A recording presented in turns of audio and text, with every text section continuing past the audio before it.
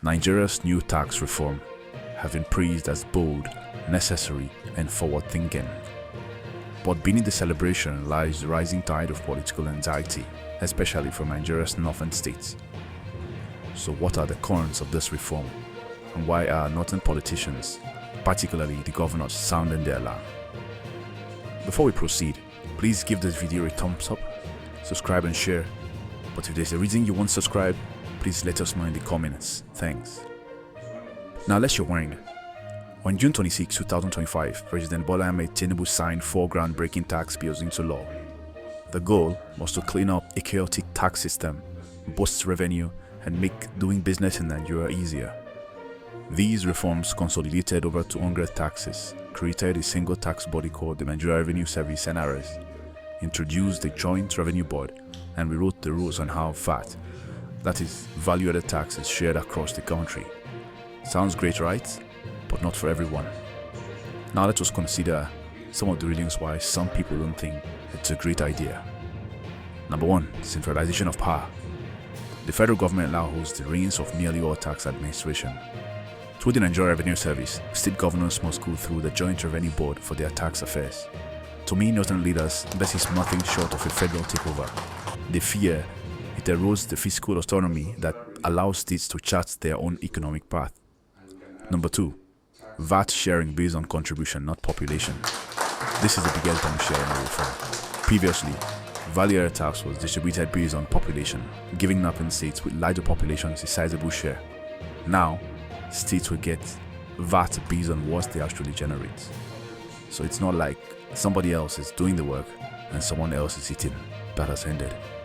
Or to just translate to, states like Lagos, Rivers, and Ogun states, which generate more money, will obviously get more out of the share. Whereas states such as Kebbi, Zamfara, and Yobe would definitely get less. For states already struggling to fund healthcare, education, and security, this could be really devastating. Number 3. Threats to political leverage. Let's be real here, money is power. If northern states lose significant revenue from VAT, they lose influence. This weakens their bargaining power in national politics. And for governors eyeing presidential ambitions, a smaller state budget equals less patronage and less control. Number 4. Job losses in state tax agencies. The reform also strips state tax agencies of certain powers.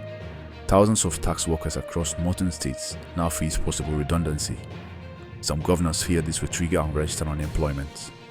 Number 5. Fear of selective enforcement. With power concentrated in a central agency, who's to say the system won't be used as a political weapon? Northern governors worry that if they step out of line, tax audits or delayed revenue remittances could be used to punish dissent. In short, this reform is being viewed by some northern politicians as a southern strategy to control revenue and wield power. Now let's look at their concerns. Are these fears legitimate? Yes, the reform encourages performance over dependence. States now have to generate revenue to earn revenue. A fair idea in theory, but not all states started on equal footing. Some states, especially in the north, lack infrastructure, industries, and private sector activity to compete fairly. So the fear is, are we punishing states for being underdeveloped instead of helping them grow? What is the way forward? For this reform to succeed, it must include balance. 1. The federal government needs to offer transitional support to poorer states. 2. There must be clear rules and transparency in value-added tax redistribution. 3. States need incentives and tools to improve internally generated revenue, not just pressure. Because without support, this reform could deepen Nigeria's regional divides. Nigeria needs tax reform, that's not even in question. But how it's done and who gets left behind matters just as much. This isn't just about numbers, it's about balance, equity, and the delicate politics of a nation divided by region, religion, and resources. What do you think? Are northern governors being overly dramatic?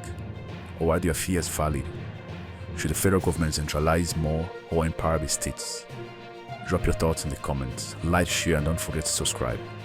Because understanding policy is power. This is Nigeria's future, and you deserve to know what's really going on. This is Fix Africa News Network. See you in the next episode.